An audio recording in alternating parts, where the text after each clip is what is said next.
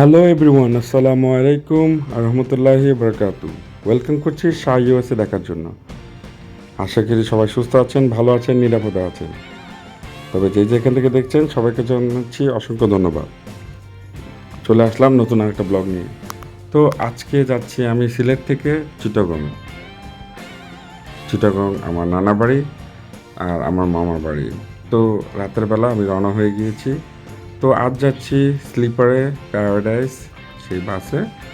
তো ঘুমিয়ে ঘুমিয়ে চলে আসছি চিটাগং। তো রাতে চলে আসছি, ঘুম চোখ খুলে দেখি সকাল হয়ে গিয়েছে, রাস্তাঘাট একদম ফাঁকা, একদম খালি। আমি বললাম কি ব্যাপার, আমি কোথায় চলে আসছি? তো চোখ খুলতেই দেখতে পেলাম সকাল হয়ে গিয়েছে। তো অলমোস্ট আমি চিটাগং চলে আসছি। তো চিটাগাং চলে এসে আবার এখন বেরিয়ে পড়লাম মামার সঙ্গে বেড়াতে। এখনই দেখতে পাবেন। তো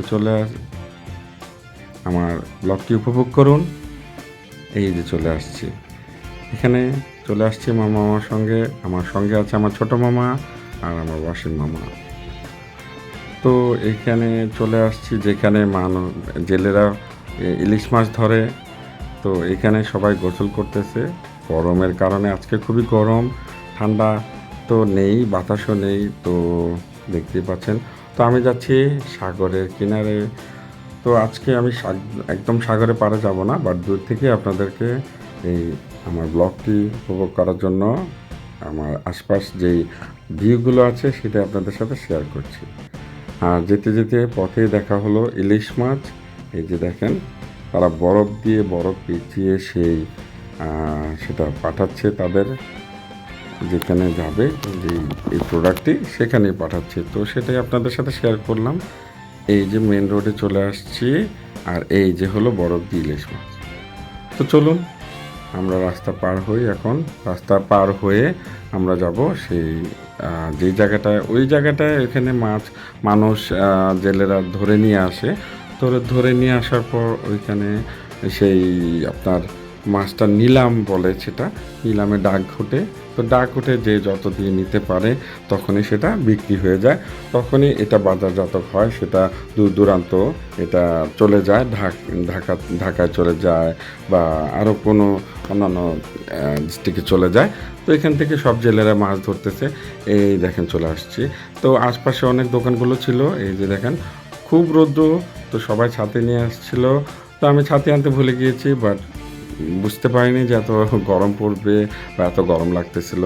এই যে দেখেন এই পানি কিন্তু এই কাছে চলে আসে। তো আমি আপনাদেরকে দূর থেকে দেখাচ্ছি, বিকজ ওইখানে আমি যেতে পারছি না, ওইখানে কাদা পানি একদম। তো এই যে দেখেন দূর থেকে দেখাচ্ছি। আমি একবার যেতে চেয়েছিলাম কিন্তু কাদা পানি দেখে আর যাইনি। তো এই জায়গায় দাঁড়িয়েছিলাম, তো যত জেলেরা মাছ ধরতেছে, তো তারা আসতেছে ওইখান থেকে মাছ ধরে ধরে। আর ওই যে দূরে দূরে এই যে দেখেন সবাই মাছ ধরতেছে, বড় বড় জাহাজ। এই যে জেলেরা তো এখান থেকে ইলিশ মাছ, তাজা তাজা ইলিশ মাছ ধরে এখান থেকে নিয়ে আসছে। আর সেটাই আপনাদের সাথে শেয়ার করছি। চট্টগ্রাম দেশ আর সামুদ্রিক দেশ, মাছের দেশ। তো খুবই ভালো লাগে আমার নানা বাড়ি। এখানে আসলে আমি এখানে সমুদ্রের সৈকতে চলে আসি। তো এই যে দেখেন আমি আমার মামা ঘুরতেছি, বেড়াচ্ছি। তো মামার খুব খুশি লাগতেছিল। তো আমি মামার কাছে গিয়েছিলাম। তো খুবই ভালো লাগতেছিল সেই সমুদ্র সৈকতটা।